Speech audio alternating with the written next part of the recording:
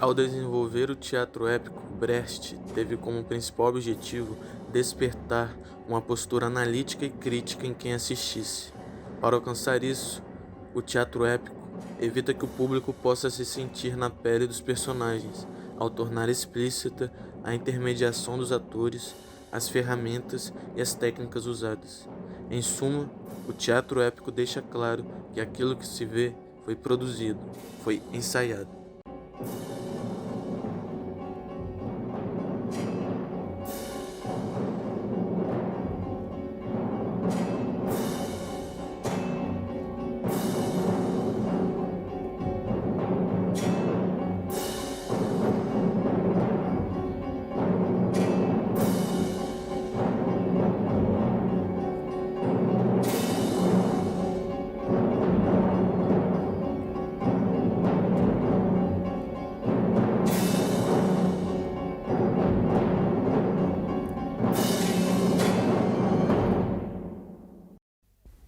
Schwester Ismene, Zwillingsreis aus des Ödipus Stamm, weißt du etwas?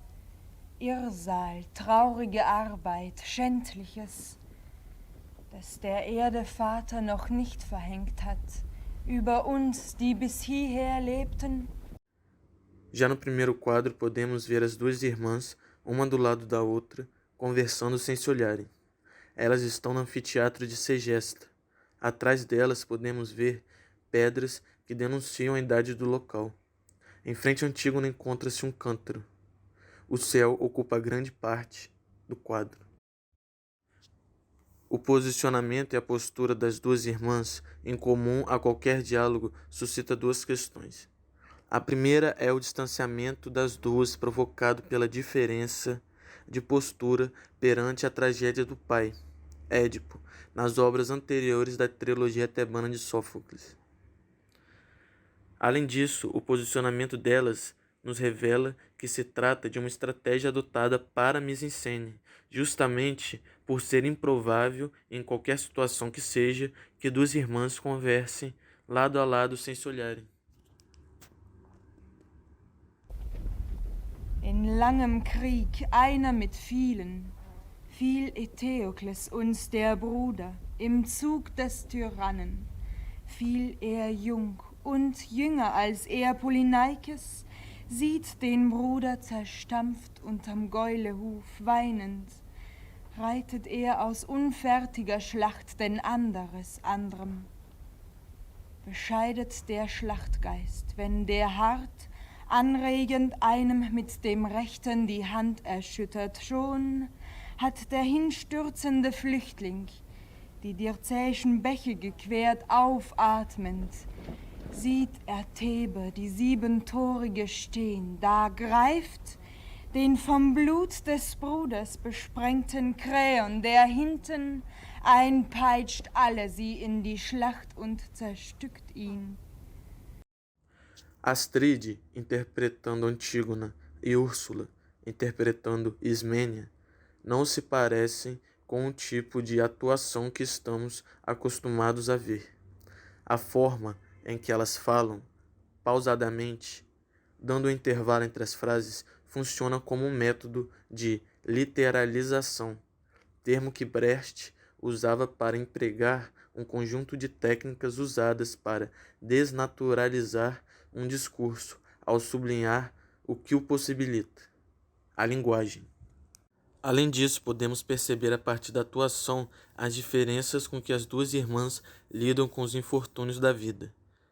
Ismênia parece estar tomada por uma tristeza paralisante, diminuidora da potência, enquanto em Antígona essa mesma tristeza parece ser uma força motriz.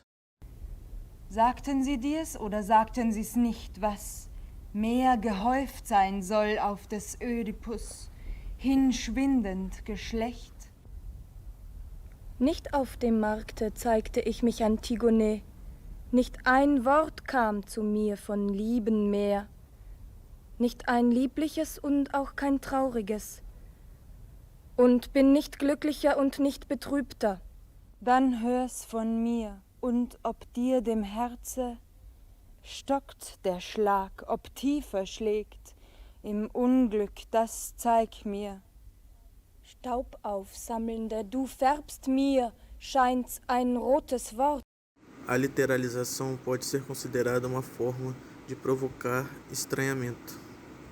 O estranhamento, por sua vez, pode ser considerado como uma técnica que possibilita um efeito que é diametralmente oposto ao efeito da suspensão da descrença.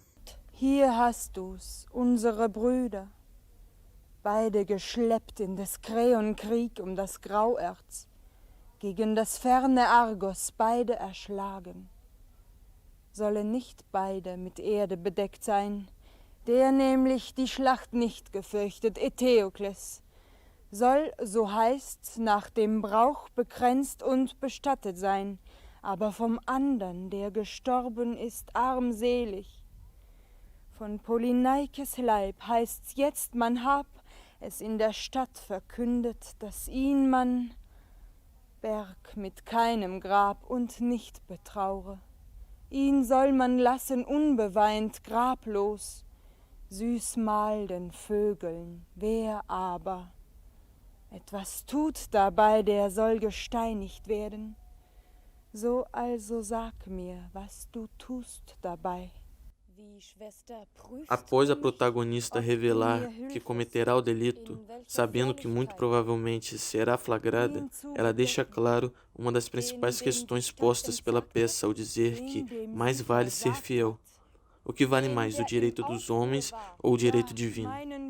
O sol que antes iluminava a face esquerda das personagens agora ilumina a face direita.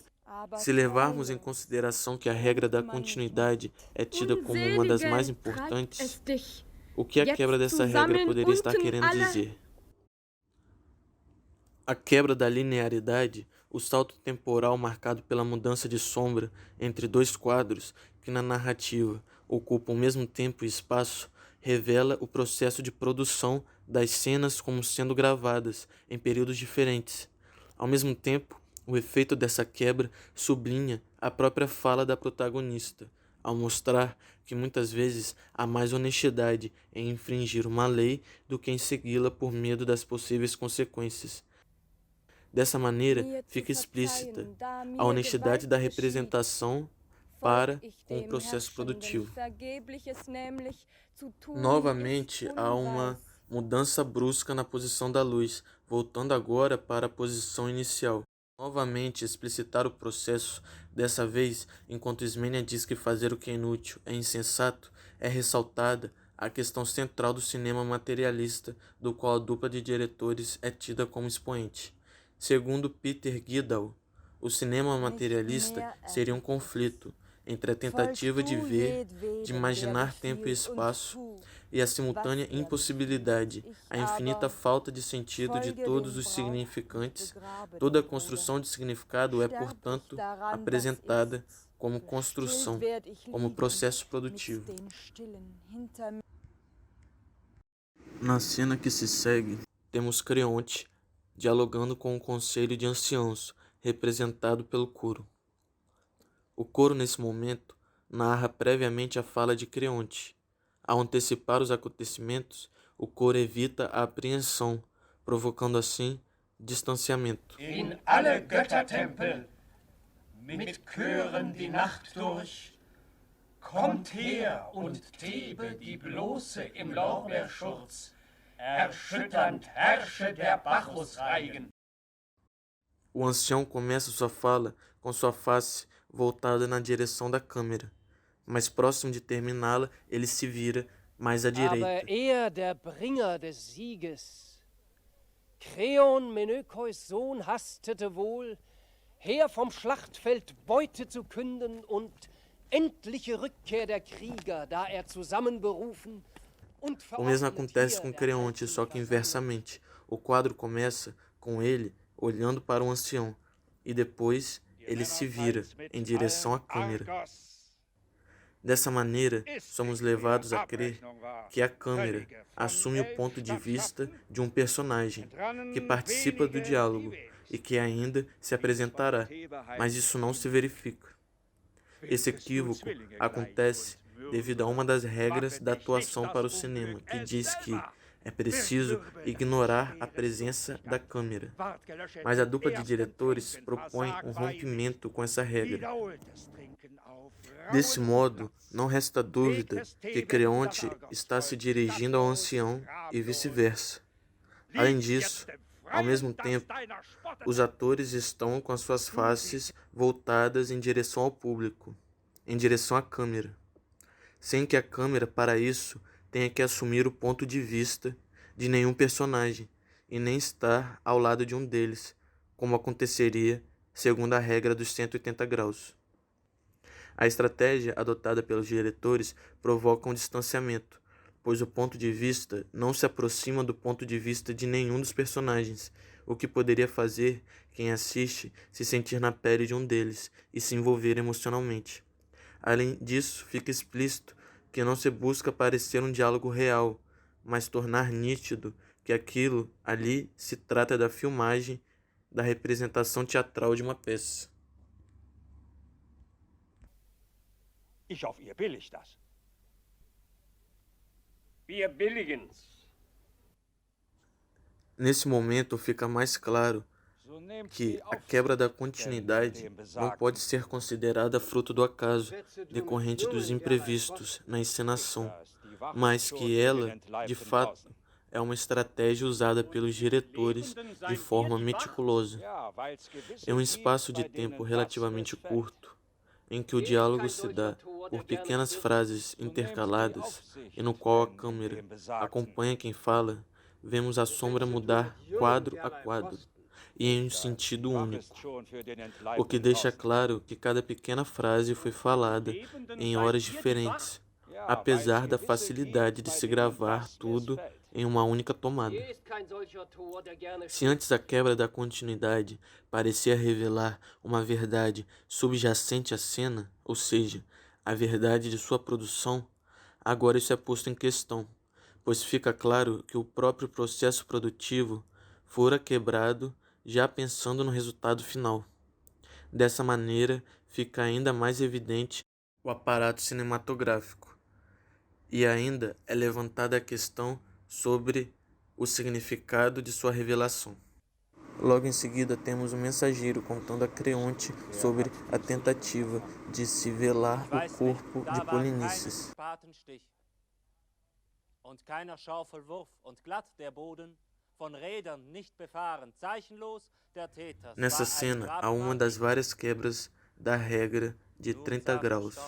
A regra prescreve um ângulo mínimo de 30 graus de diferença entre dois planos seguidos de um mesmo objeto, pois sendo menor que isso, a quebra se dá de forma brusca, podendo caracterizar um jump cut, ou seja, uma quebra da fluidez e uma quebra da ilusão.